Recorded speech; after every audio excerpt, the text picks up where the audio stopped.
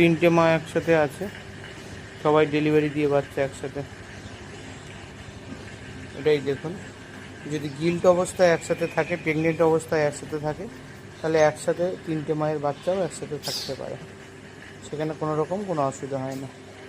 এই ভিডিওটা দেখতে পাচ্ছেন, নলেজের জন্যই বলছি। দেখুন তিনটে মায়ের বাচ্চা একসাথে কীভাবে আছে, এবং প্রত্যেকে মায়ের সাথে আছে, মাও পিঠ খাচ্ছে, তারাও পিঠ শুকছে।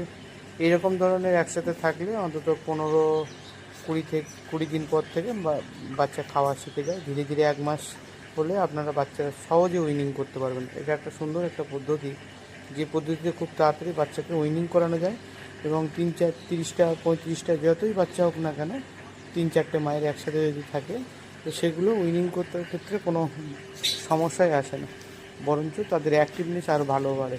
একটা বাচ্চা অন্য মায়ের বাচ্চার সাথে খেললে তাদের অ্যাক্টিভনেস আরও ভালো হয়।